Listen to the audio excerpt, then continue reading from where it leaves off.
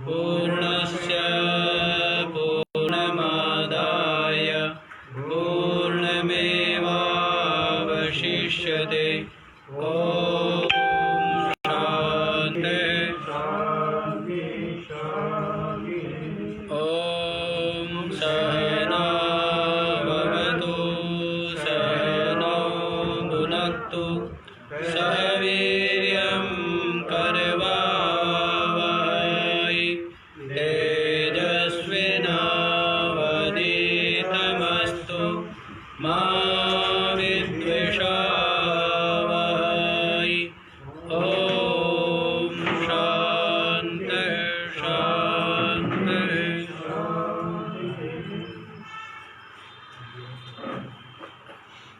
हाँ जी, क्या बतला रहे हैं? पुरुषोत्तम योग 15वां अध्याय संपन्न हो गए। और क्या बतलाया उसमें? क्षर और अक्षर दोनों से जो उत्तम पुरुष है वो अलग है। क्षर जो संपूर्ण विकार कार्य रूप है वो क्षर है, और ये माया जो है ये अक्षर कही गई है यहाँ पर। और जो उत्तम पुरुष है वो तो अलग ही है, और वो सबके हृदय में विराजमान है। सभी के हृदय में परमात्मा आत्म रूप से विराजमान है, वो पुरुषोत्तम। तो ये बात बतला दी है।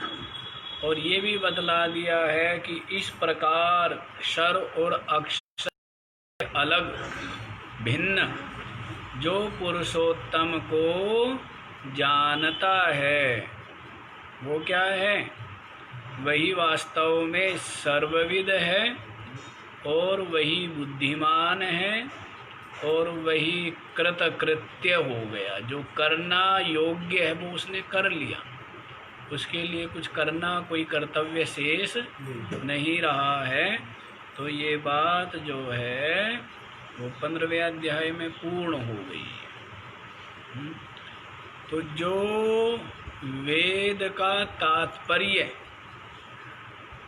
वेदों का, शास्त्रों का जो तात्पर्य है वो इस 15वें अध्याय में बतला दिया गया। ठीक है। अब दोबारा फिर जो है जिज्ञासुओं को समझाने के लिए, समाधान करने के लिए 16वां अध्याय आरंभ होता है। अथ षोडशोऽध्यायः श्रीभगवानुवाच अभयं सत्त्वसंशुद्धिर्ज्ञानयोगव्यवस्थितिः दानं दमश्च यज्ञश्च स्वाध्यायस्तप आर्जवम्। अच्छा जी, क्या बतलाते हैं? अभयम 9वें अध्याय में 2 प्रकार की प्राणियों की प्रकृतियां बतलाई थी। कितने प्रकार की? दैवी प्रकृति और आसुरी प्रवृत्ति। दैवी प्रकृति और आसुरी प्रकृति, तो ये 2 प्रकार की प्रकृति बतलाई गई थी 9वें अध्याय में। अब इस वाले 16वें अध्याय में उसको विस्तार पूर्वक बतला, विस्तार पूर्वक दैवी प्रकृति और आसुरी प्रकृति को समझाते हैं। इसलिए इस अध्याय का नाम ही क्या है? दैवासुर संपद विभाग योग, 16वां अध्याय। तो पहले जो है वो दैवी प्रकृति बतलाते हैं। पहले क्या बतलाते हैं? दैवी प्रकृति बतलाते हैं। तो देखिए, अभयम सबसे पहले क्या बतलाया है? अभयम माने अभीरुता, अभयम माने भय रहित, अभयम माने भय से जो शून्य है, भय नहीं है जिसके हृदय में, तो उसको क्या कहेंगे? अभयता। पहली जो दैवी संपत्ति है वो अभय है। अब जो अभयता है ये साधन रूप है। यहाँ पर इसको हम अपनी जो स्वरूप है आत्मा परमपद, उसके साथ इसका अन्वय नहीं करेंगे। यहाँ ये जो आपको गिनाए जाएंगे 24 गुण गिनाए जाएंगे, 26 गुण, ये जो 26 गुण गिनाए जाएंगे तो ये जो है ये साधन है साधक के लिए, जो परमात्म प्राप्ति में सहायक है, परमात्म प्राप्ति में सहायक है, सहायता करने वाले। तो इसलिए ये जो भय शून्यता है ये क्या है? साधन कोटि की भय शून्यता। तो अभयम माने भय रहित। सत्व संशुद्धि और अंतःकरण की क्या? विशुद्धि। अंतःकरण में निंदा, द्वेष, परवंचना आदि दोषों का न रहना, यही क्या है? सत्व संशुद्धि। और ये बहुत बड़ी सिद्धि है, बहुत बड़ी प्राप्ति है। अंतःकरण की निर्मलता रूप सिद्धि। दोष किसमें है? तीनों। मल, विक्षेप और आवरण किसमें? अंतःकरण में है ना। तो मल और विक्षेप रहित जो हो गया है उसी को क्या कहेंगे? सत्व संशुद्धि। उसका अंतःकरण शुद्ध हो गया, निर्मल हो गया। और जिसका मन निर्मल हो गया तो उसने बहुत बड़ी संपत्ति को प्राप्त कर लिया, बहुत बड़ी संपदा प्राप्त कर ली। जिसके चित्त में राग, द्वेष, आसक्ति, लोभ, काम, क्रोध, अहंकार, मोह आदि सब क्या है? सब गलित हो गए, सब जिसके समाप्त हो गए, उसको क्या कहेंगे? सत्व संशुद्धि। इधर बैठ जाओ भाई, आसन ले ले करके। आसन पड़े हैं ना मेज के ऊपर, पीछे बैठते रहो। हाँ जी। तो सत्व संशुद्धि तो बहुत बड़ी वो है ना, है? हाँ, अंतःकरण का निर्मल हो जाना, सत्व संशुद्धि। ज्ञान योग व्यवस्थिति। ज्ञान और योग में स्थिति का होना। ज्ञान माने शास्त्र और आचार्य के मुख से जो श्रवण किया है वो ज्ञान है, और उस ज्ञान में का जो चिंतन होना है या ज्ञान में जो ठहर जाना है ये योग है। समझ आया क्या? शास्त्र और गुरु मुख से जो श्रवण करना है वो क्या है? वो ज्ञान है। और वो ज्ञान को उसमें स्थिर हो जाना, उसको अनुभव कर लेना, ये क्या है? ये योग। तो ज्ञान और योग में निरंतर जिसकी स्थिति है, तो ज्ञान में स्थिति होगी तभी योग में स्थिति होगी। ज्ञान में स्थिति का अभिप्राय है जो सुना है, जो पढ़ा है, उसका चिंतन हो, वो बुद्धि में स्मरण रहे। अब सुनता तो है लेकिन स्मृति ही नहीं रहती, तो फिर चिंतन कहाँ से होगा? सुनते हैं ना और स्मृति रहती नहीं है, तो फिर चिंतन होगा क्या? हाँ, तो इसीलिए वो जो है दैवी संपदा जो है गुण उससे रहित हो जाए। तो ज्ञान भी है और योग दोनों में जिसकी स्थिति है, सुने हुए जाने हुए का स्मरण और उसको जीवन में धारण करना, उसको जीवन में आत्मसात कर लेना, यही क्या है? यही योग है। कहते इंद्रियाद्युपसंहारेण एकाग्रतया स्वात्म संवेद्यतापादानम योगः। जो आचार्य से, गुरु से, शास्त्र से जो जाना है, उसमें अपनी इंद्रियों को सब ओर से समेट करके उसमें ही स्थिर रहना, उसी चिंतन में लगे रहना और उसको अनुभव में परिणत कर लेना। क्या कर लेना? जो जाना है उसकी अनुभूति कर लेना। जो सुना है, जो जाना है, उसको क्या कर लेना है? अनुभव कर लेना है। लेकिन व्यक्ति तो सुनने तक ही सीमित रह जाता है। ऐसा नहीं होना चाहिए। जिज्ञासु की बात है ना, तो जिज्ञासु व्यक्ति को जो ज्ञान उसने सुना है, जाना है, पढ़ा है, उसको क्या करना चाहिए? अनुभव करना चाहिए, आचरण करना चाहिए।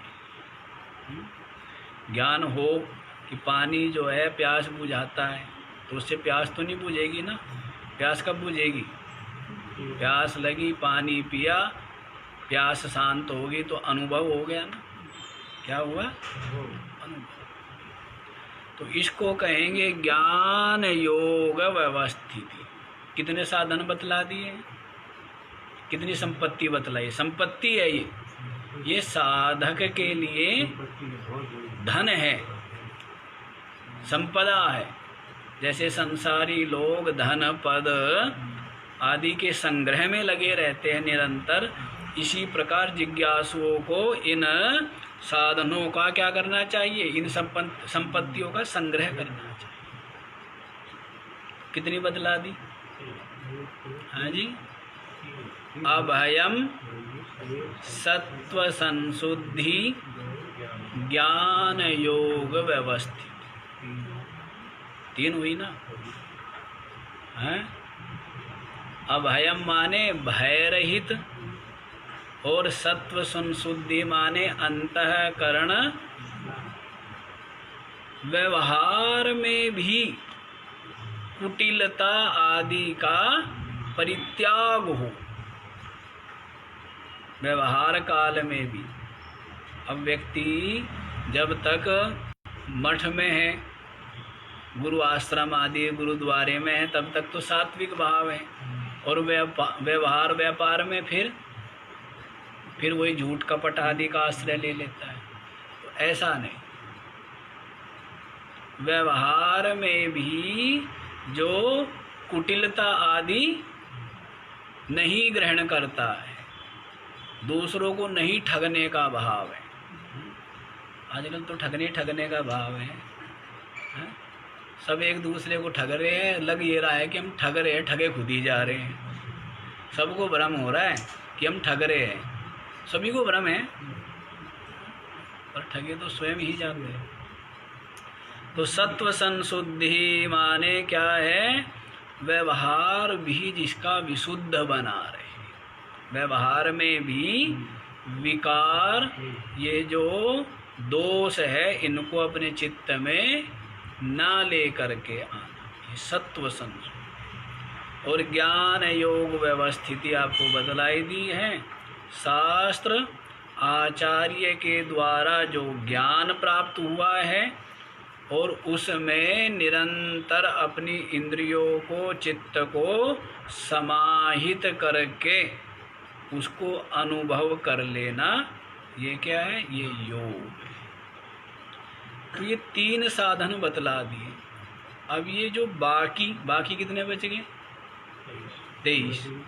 तो ये इनका ही विस्तार है, इन 3 साधनों का ही विस्तार है। 3 ही साधन, अभय, सत्व संशुद्धि, ज्ञान योग, व्यवस्थिति। ज्ञान योग में स्थित रहना, टिक जाना, ठहर जाना। आगे देखो क्या बतलाते हैं। दानम, क्या बतलाया है? दान करना। क्या करना? जो भी परिश्रम से न्याय पूर्वक उचित वृत्ति का आश्रय लेकर के, ये भी नहीं कि व्यापार करता है, व्यापार कहते वो शराब आदि का व्यापार करता है और फिर उसका क्या करता है? दान भी करता है। वो बेकार की बात है। और कुछ जीव जंतुओं का क्या करता है? उनको व्यापार करता है, फिर उसमें भी दान करता है। वो सब बेकार का है, वो नहीं। वृत्ति भी क्या होनी चाहिए? सात्विक होनी चाहिए। जो आपका व्यापार है वो भी कैसा होना चाहिए? सात्विक हो। किसी जीव को कष्ट दे के, किसी का अहित करके, किसी का नाश करके जो आजीविका कमाई जाती है, वो उसका किया हुआ दान भी नहीं माना जाता है।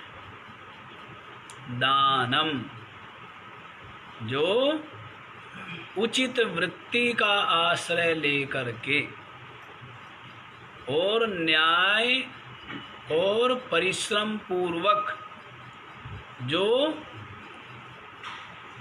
उपार्जन होता है, जो भी कमाई होती है, उसका विभाग करें। विभाग करते हैं ना, और उसमें से दान किया जाता है। कोई 10 अमांस बोलते हैं, कोई जो है 5 भाग करते हैं। वो दान के जो वेत्ता है, दान तत्व के जो वेत्ता है, वे लोग जानते होंगे, हम तो जानते नहीं हैं इसको।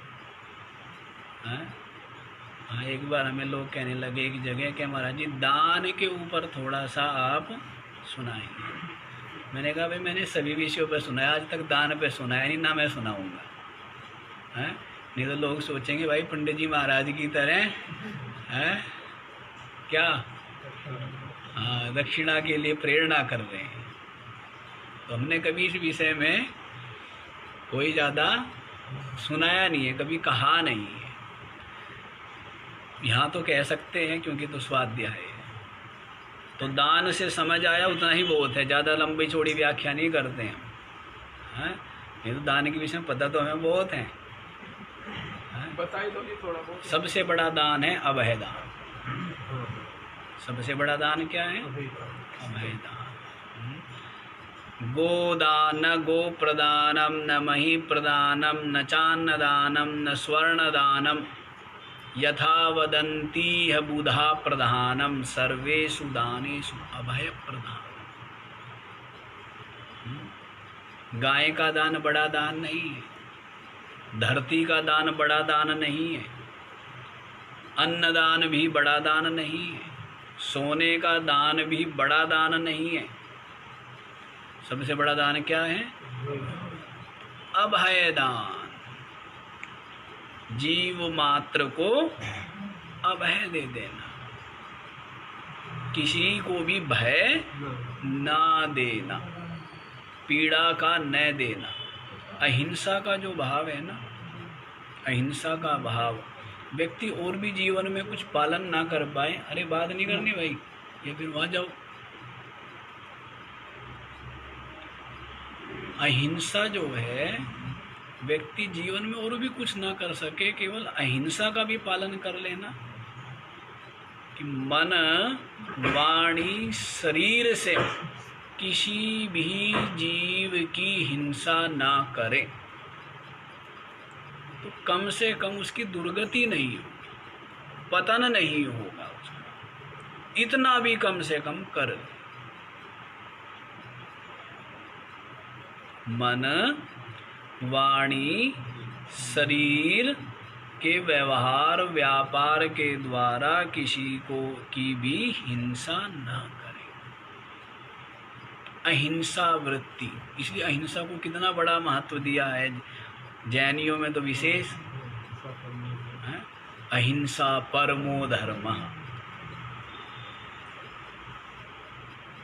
व्यक्ति व्यवहार में और भी कुछ ना कर पाए, कम से कम अहिंसा का भाव रखे।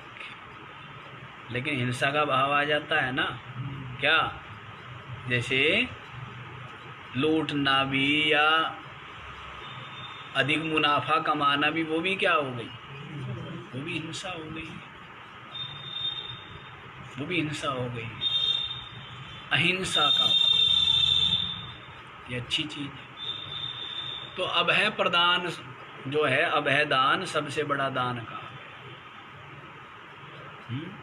तो अभय दान कौन दे सकता है? जो एक ब्रह्मनिष्ठ, पीछे बताया था ना क्या, यस्मान्नोद्विजते लोको लोकान्नोद्विजते च, जो लोक के द्वारा उद्वेग को प्राप्त नहीं होता और जिसके द्वारा लोक उद्वेग को प्राप्त नहीं होता, अर्थात जो न किसी को उद्विग्न करता है, कष्ट देता है, दुखी करता है, और न किसी के द्वारा उद्वेग को प्राप्त होता है। क्यों? वो समझता है स्वयं तो किसी को कष्ट देता नहीं है, लेकिन जीवन में यदि वो स्वयं कष्ट उसके आ रहे हैं तो वो अपने कर्मों का, अपने प्रारब्ध का, अपने पाप का फल मान करके सहजता प्रसन्नता पूर्वक भोगता है।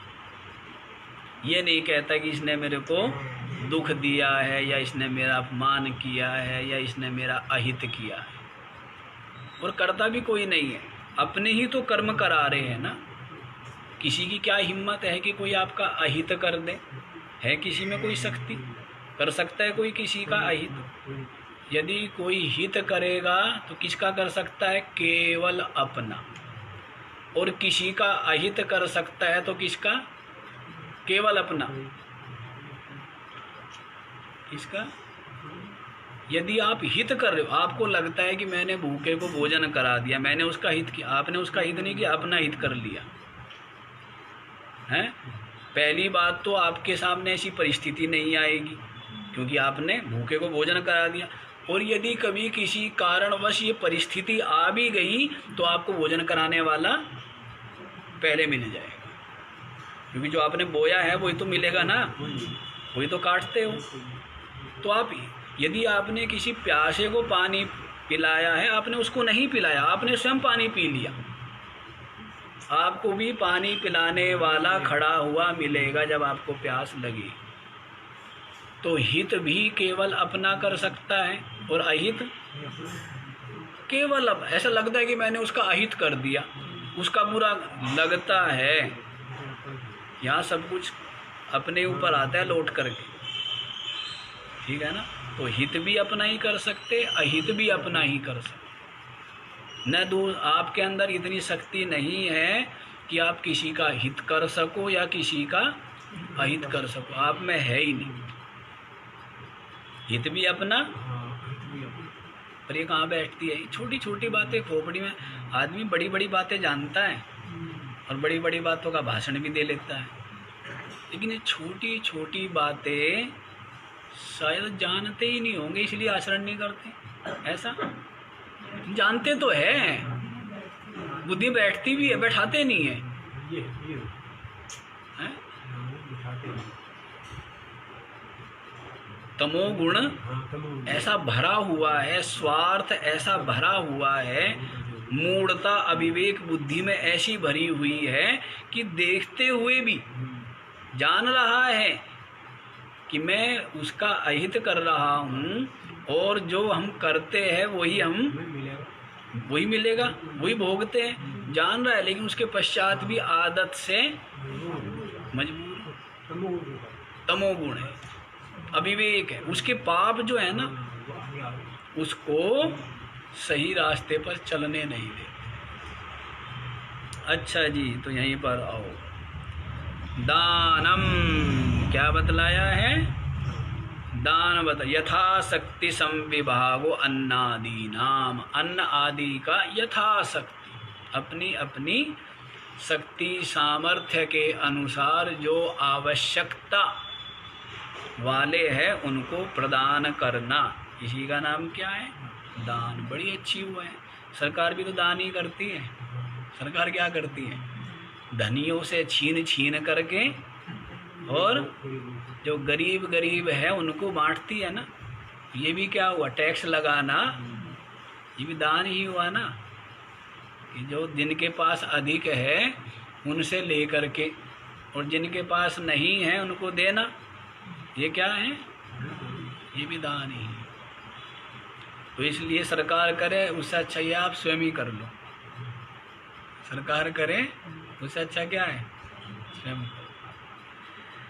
दमश्च और दमन करना, क्या?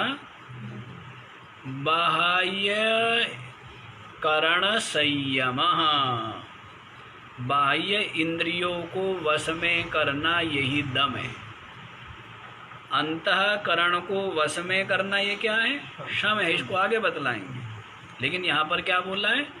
दमश्च, जो बाह्य करण है इंद्रिया, इनको वश में करना, ये दम है। दैवी संपत्ति बता रहे हैं। और अब तो व्यक्ति की मनोदशा कैसी बनी हुई है? आसुरी बनी हुई है। आसुरी माने असुसु एव रमन्ते इति असुरा, जो केवल अपने ही शरीर इंद्रियों के पोषण में लगे रहे उनको असुर कहते हैं। असुर का मतलब ये नहीं कि जिनके सींग होते हैं, पूंछ होती है, ऐसे वैसे, ऐसा कुछ भी नहीं। जो केवल स्वार्थ में डूबे हुए हैं वे सभी असुर हैं। उनको असुर कहो, पशु कहो, एक ही बात। जो दूसरे के विषय में सोच ही नहीं सकते उनको क्या कहते हैं?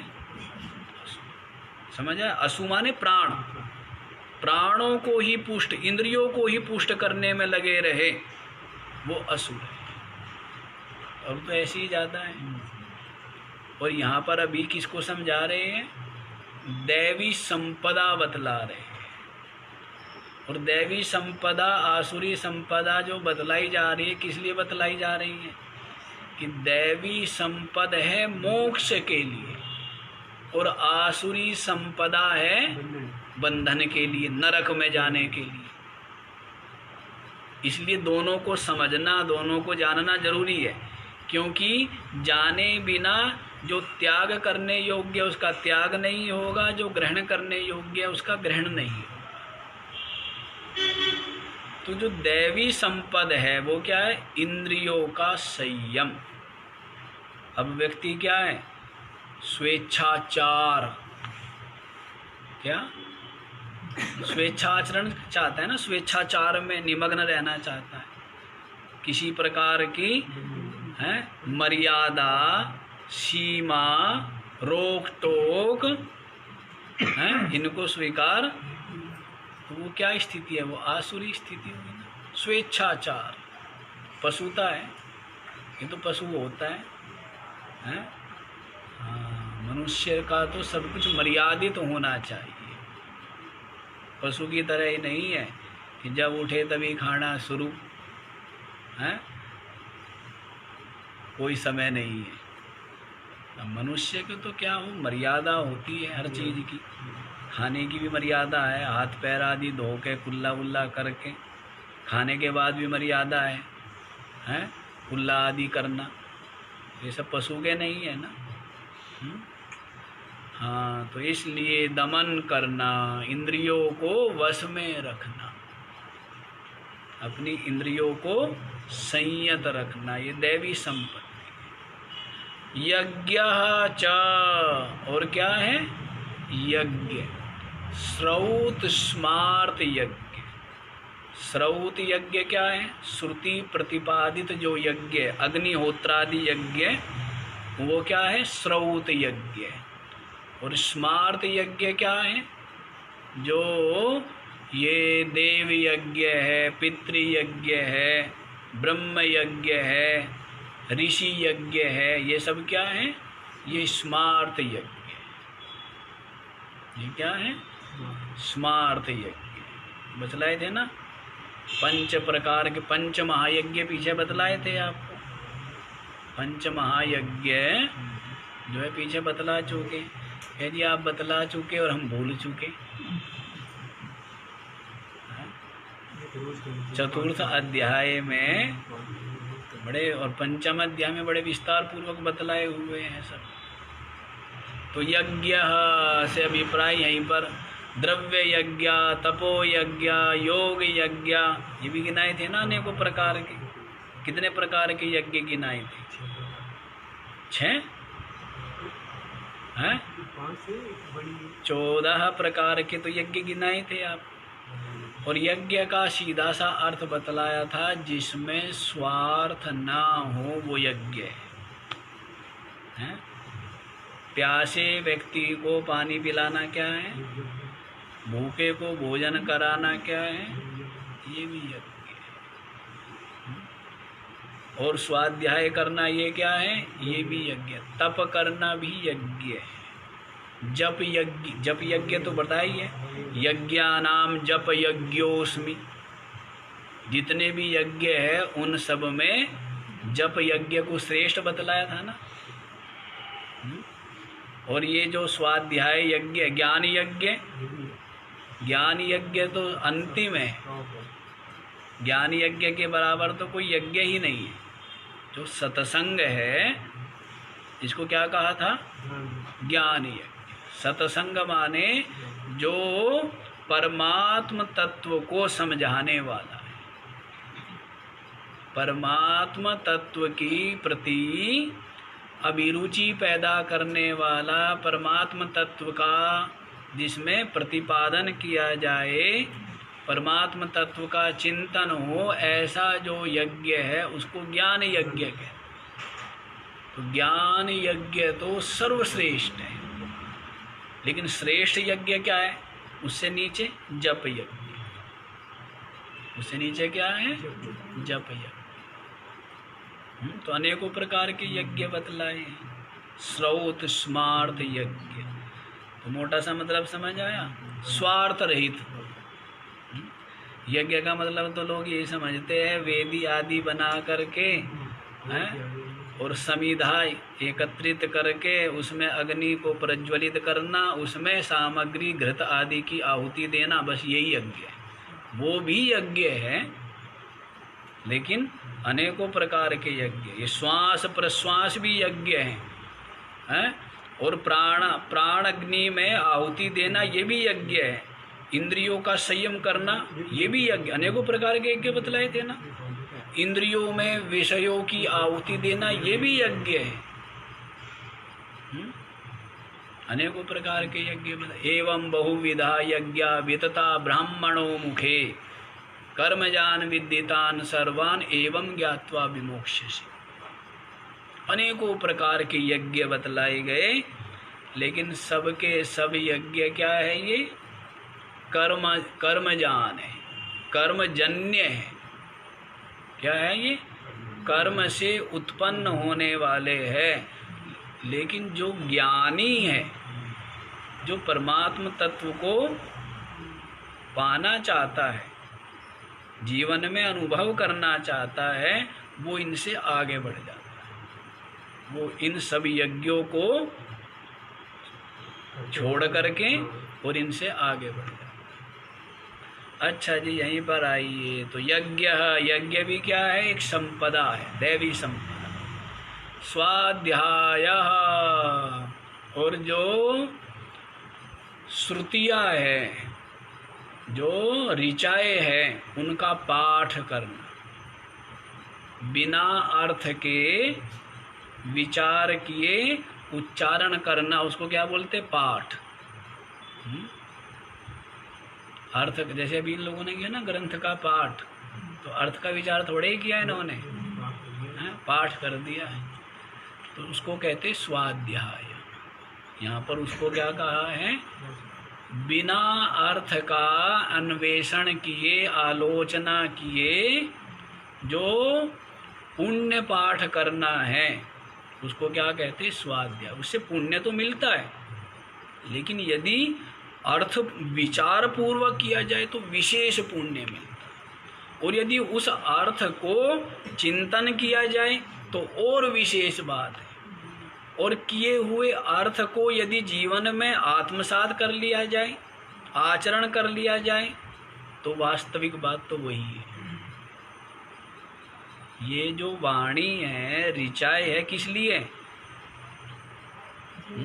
अज्ञान मिटाने के लिए है ना, परमात्मा का ज्ञान कराने के लिए है, परमात्म प्राप्ति के लिए है।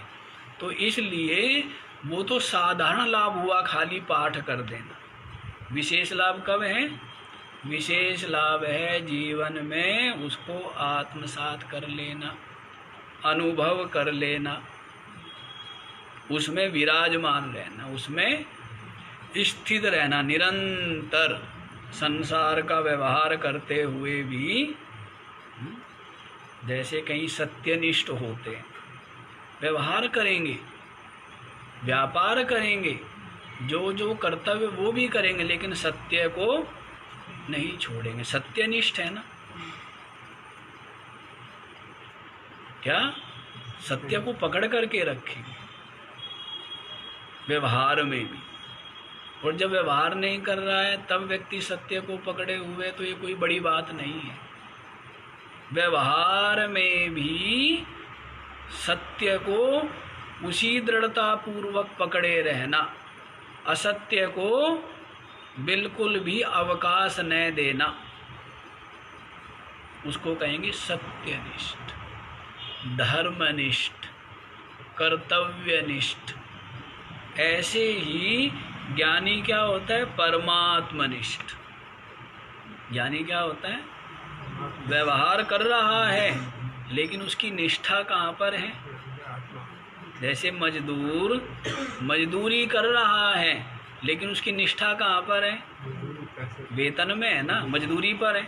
उसको मजदूरी काम से कोई मतलब नहीं है उसको, है कुछ कराओ उससे, चाहे फावड़ा चलाओ और चाहे ईंट उठवाओ, चाहे पत्थर उठवाओ, कुछ कराओ, उस बात से मतलब नहीं है उसको। मतलब किससे है? मजदूरी से मतलब। तो उसकी निष्ठा किस में? धन में। वैसे ही जो ज्ञानी है वो यथा कर्तव्य व्यवहार करता है, लेकिन उसकी निष्ठा किस में होती है? आत्मा में निष्ठा रहती है। परमात्मा अपने स्वरूप में विराजमान रह करके वो समस्त जगत का व्यवहार करता है। तो स्वाध्यायः तपः, फिर क्या गिनाया है? तप। तो तप क्या है? इन जो तप है इनको 17वें अध्याय में विस्तार पूर्वक बतलाएंगे। 3 प्रकार की जो क्या बतलाएंगे? श्रद्धात्रय विभाग, सात्विकी श्रद्धा, राजसी श्रद्धा, तामसी श्रद्धा। ऐसे ही सात्विक तप, राजसिक तप और तामसिक तप। आज के समय में तो तामसिक जो तप है उसी को तप माना जाता है। धूप में खड़ा हो गया, आग जला के बैठ गया है, सर्दी में पानी में खड़ा है, एक पैर पर खड़ा हुआ है, ये सब तमोगुणी तप है। ये सब क्या है? ये सब राक्षसों ने ही किए। ये कभी आज तक आया कि किसी ऋषि ने हैं या किसी साधु ने, किसी सज्जन ने ऐसे तप किए हो? आज तक आया है? राक्षस लोग, हिरण्याक्ष हिरण्यकशिपु थे, खड़े रहे अंगूठे पर। रावण कुंभकर्ण थे, उन्होंने तप किए ना। किसने किए? आसुरी लोग ही ऐसे तमोगुणी तप करते हैं। सज्जन लोग ऐसे तप नहीं करते। तप बतलाएंगे क्या क्या तप है। सात्विक तप क्या है, राजसिक तप क्या है और तामसिक तप क्या है। और वाणी का तप क्या है और शरीर का तप क्या है और मन का तप क्या है, ये सब 17वें अध्याय में बतलाया जाए।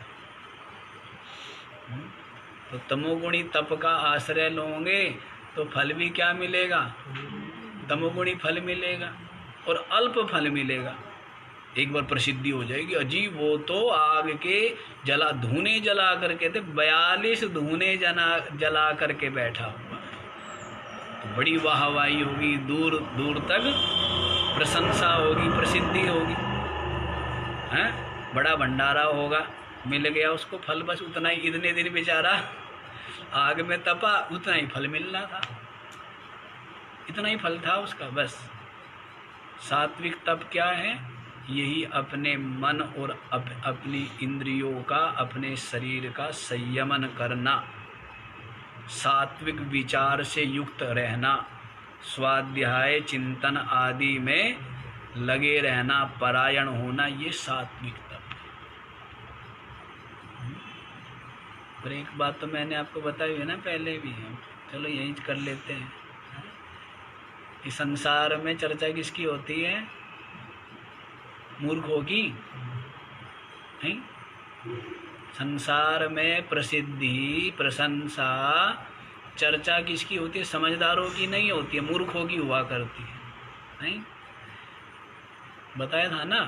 या तो जो बिल्कुल नहीं खाता है उसकी चर्चा करेंगे, और या फिर जो एक साथ में कहते वो 8 किलो गुलाब जामुन खा लेता है उसकी चर्चा करेंगे। जो समझदार आदमी है ना, हिसाब से खाता है, उसकी कोई चर्चा नहीं करेगा, जबकि समझदार वही है कि जी वो 12 साल हो गए उसने तो अन्न नहीं खाया, तो मूर्ख ही तो है। और वो तो एक बार खाता है ना जी, 50 रोटी खा लेता है, तो समझदारी है। तो संसार में चर्चा किनकी होती है, मूर्खों की। समझदारों का यहाँ कोई नहीं वो पूछता, समझदारों की चर्चा नहीं चलती यहाँ पर, हैं। तो यहाँ पर बात समझदारी की चल रही है। देखो क्या कहते हैं, आर्जवम, आर्जवम माने सरलता, आर्जवम माने सरलता का।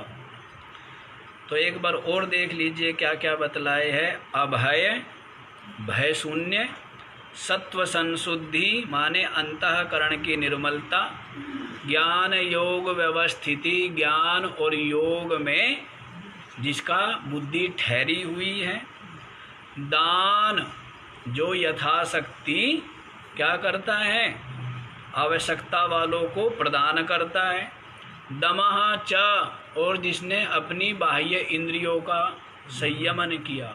बाह्य इंद्रियां कितनी है, हैं? कितनी है बाह्य इंद्रियां, हैं? हाँ सेठ जी, हम पूछ रहे हैं कितनी, अब 5 कैसे हैं? मन बाह्य इंद्रिय में आएगा।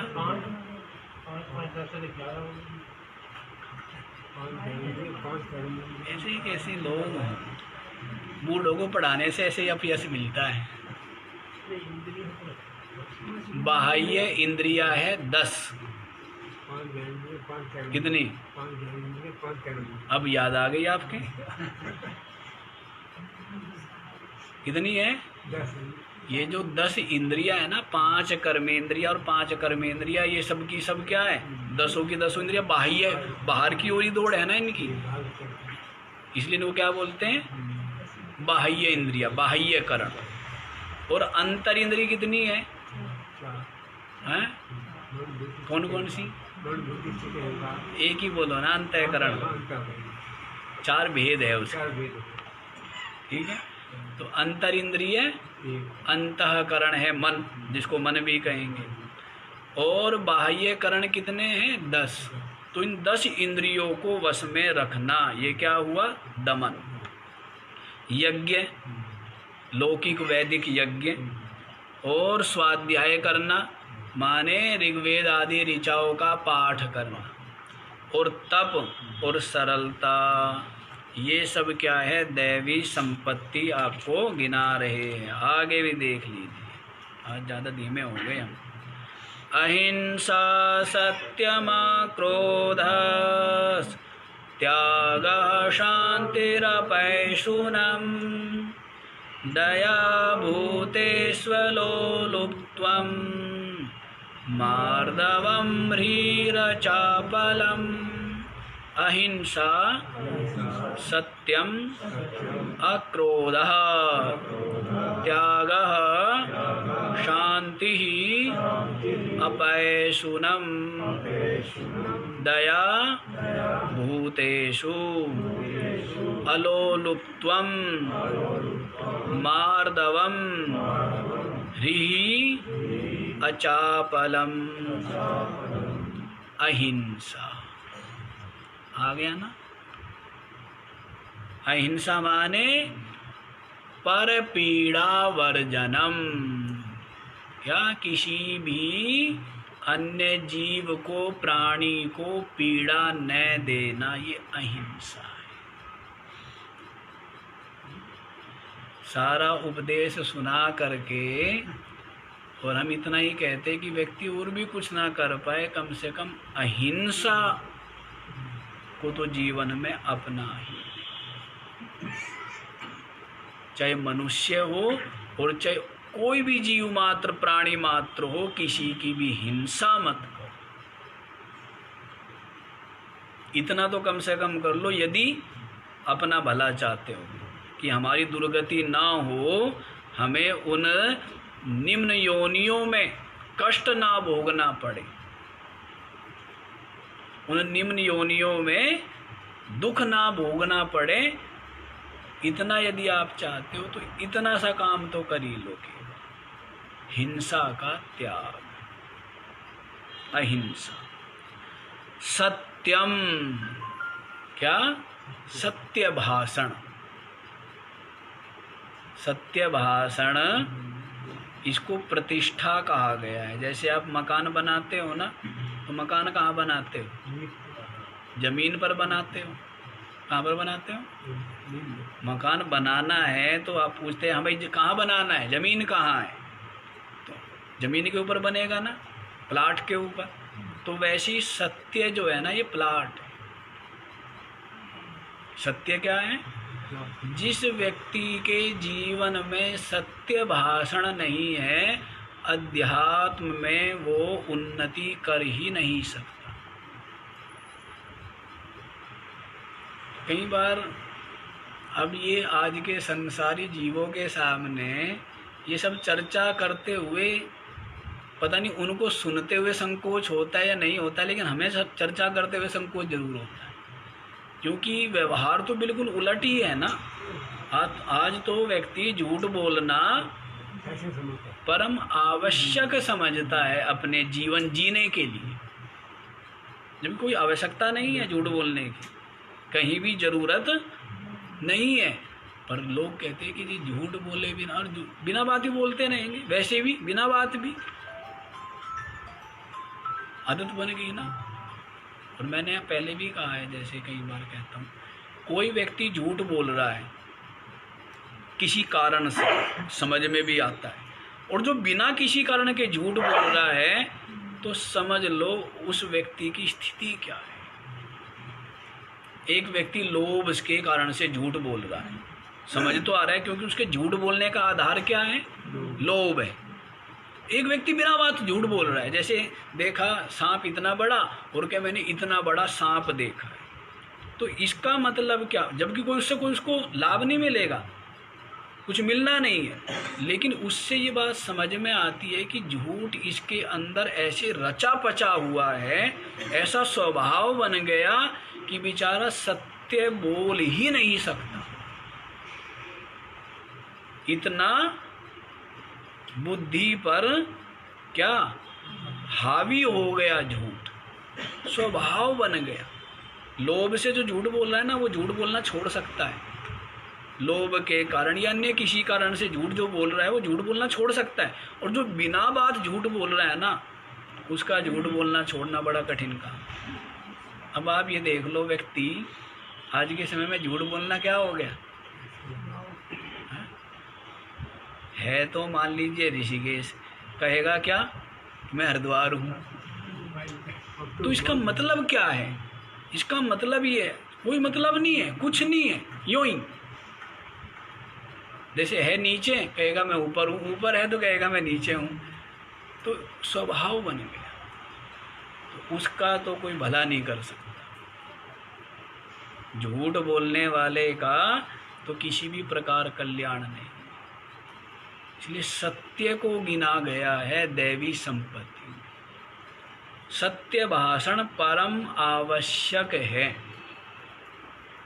समझ आ रही है बात? नहीं, संसारियों को छोड़ो, कम से कम साधकों को इस बात का ध्यान रखना चाहिए कि जीवन में असत्य का आचरण ना हो, सत्य का ही भाषण,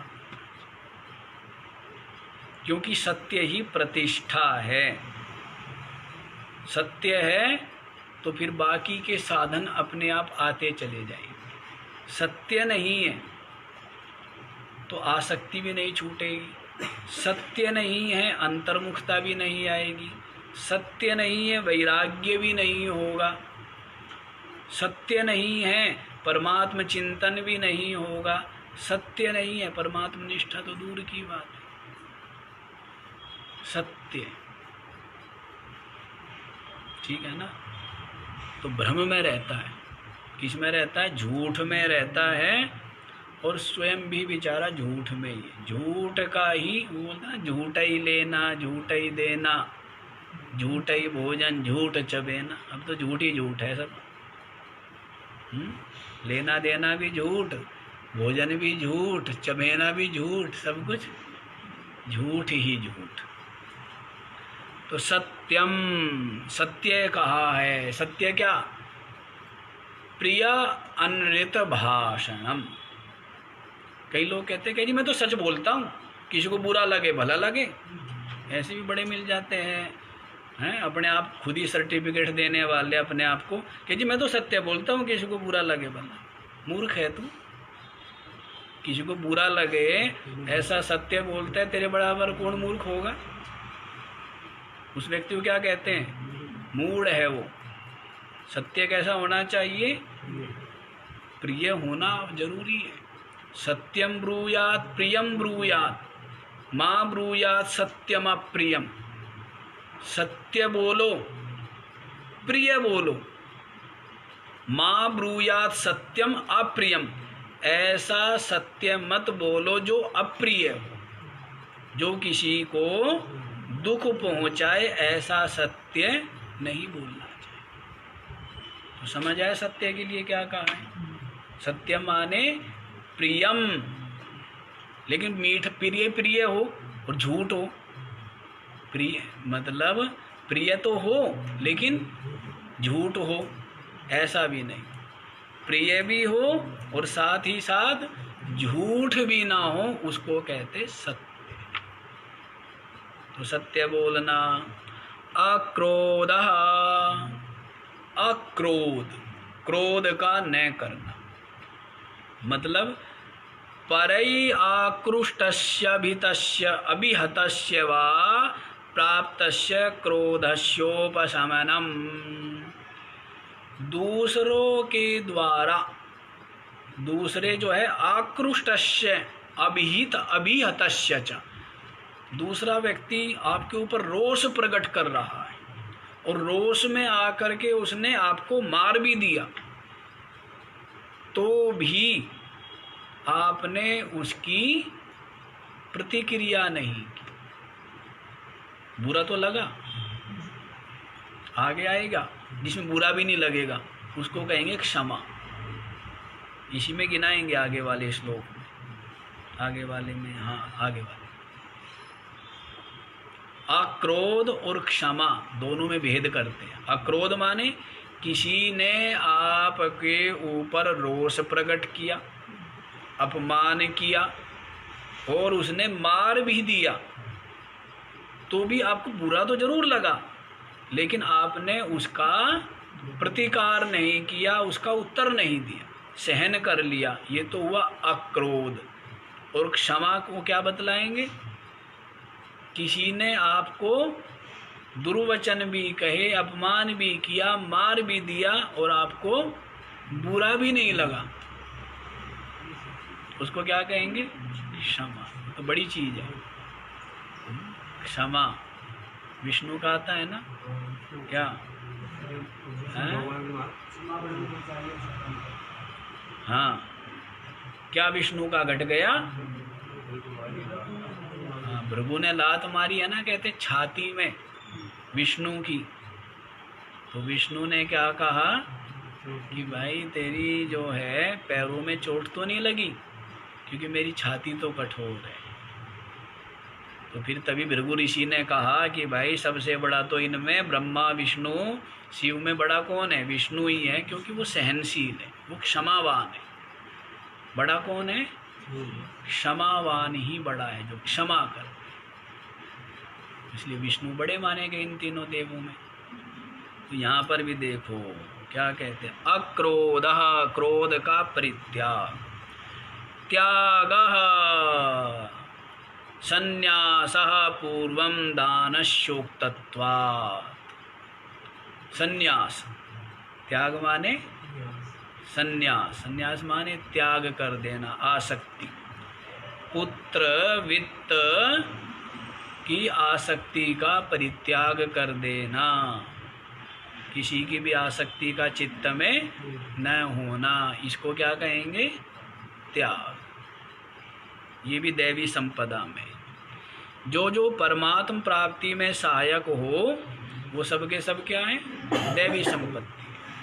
शांति ही उपशमः, क्या? अंतःकरणस्योपशमः, अंतःकरण में जो शांति आ जाना है उसको शांति कहेंगे। शांति भी दो प्रकार की हो जाएगी। एक तो जो आपके चित्त शांत हो गया वो भी शांति है, और एक जो मोक्ष रूपा शांति है वो अलग है। उस शांति को नहीं लेना, ये साधन कोटि की शांति लेनी है, वो तो साध्य है, वो तो परमात्म रूप है ना। ये वाली शांति क्या है? साधन है ये। जैसे आप परेशान हो, हैं, धन नहीं है इसलिए परेशान हो, धन मिल गया तो फिर आपको क्या मिलती है कि अब शांति मिली जी। कोई कार्य नहीं हो रहा था, परेशान थे, कार्य हो गया, अब शांति मिल गई जी। वो शांति की बात है यहाँ। तो अंतःकरणस्य उपशमः, अंतःकरण का वश में हो जाना, शांत हो जाना चित्त का, ये शांति। अपैशुनम, पिशुनता का अभाव होना। पिशुनता जानते हो? पिस्सू होते हैं ना, पिस्सू, पिस्सू तो जानते होंगे, हैं? कुत्तों के होते हैं ना पिस्सू। हाँ, तो पिस्सू वाला ही काम है, जो दूसरों के दोष दूसरों के सामने प्रकट करता फिरे, ये पिशुनता है। होता है ना, तीन व्यक्ति बात कर रहे हैं और एक व्यक्ति कहने लगा भाई कि मेरे को जाना पड़ेगा, मेरे कुछ काम है। अब वो जाता है, अब जैसे ही वो जाता है फिर वे दोनों उसकी क्या करते हैं? उसकी जो बुराई करते हैं, इसको कहते हैं पिशुनता। वो पिस्सू बनते हैं ऐसे लोग, कुत्ते के पिस्सू बनेंगे, हैं? पिशुनता, समझ आया? तो ये पिशुनता जिसमें ना हो उसको क्या कहेंगे? अपैशुनम। उसको क्या कहेंगे? पिशुनता का अभाव। दूसरों के दोष दूसरे के सामने प्रकट करना, जबकि समझदार आदमी क्या होता है, किसी दूसरे के दोष होते हैं ना तो उनको ढकता है, कोई बात नहीं, बेचारा प्रकट नहीं करता है। वो दूसरे के दोष को क्या करता है? वो ढकता है। मित्र के लिए भी तो कहा गया कि मित्र क्या है? गुह्यम च गुह्यति गुणान प्रगटीकरोति, जो छिपाने योग्य है उसको छिपाता है और अपने मित्र के गुणों को प्रकट करता है, वही तो मित्र है। तो वैसे ही पिशुनता है दूसरों के दोष दूसरे उसके सामने कहे तो अच्छा है, वो उसका हित चाहता है कि भाई आपको ये सुधार करना चाहिए, ये क्या हुआ, ये तो ठीक है। लेकिन उसके सामने ना कह करके और उसका पीठ के पीछे प्रचार करना, ये क्या है, पिसुनता है। तो ये पिसुनता जिसमें नहीं है उसको क्या कहेंगे, अपैसुनम, पिसुनता का अभाव। दया भूतेषु, भूतों पर क्या करना, दया। जो भूत समुदाय है सबके ऊपर,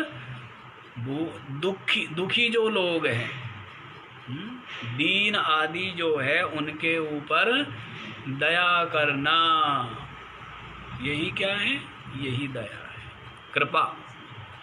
अलोलुप्त्वम, अलोलुप्त्वम माने ये बड़ा लोलुप है, बड़ा क्या है, ये बड़ा स्वाद लोलुप है, रस लोलुप है, चटोरा ये होता है ना, चटोरा। तो वैसे ही क्या है, ये रस लोलुप है। तो यहाँ पर अलग लोलुप है। लोलुप माने विषयों की सन्निधि होने पर भी जिसका चित्त उसकी ओर आकृष्ट ना होवे, उसको कहेंगे अलोलुप्त्व। क्या,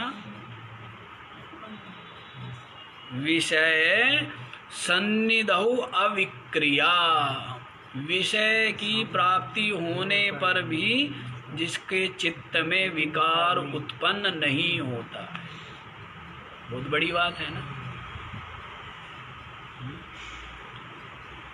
धन की सन्निधि हो तो व्यक्ति के चित्त में क्या होगा, लोभ उत्पन्न होगा, नहीं होगा, है?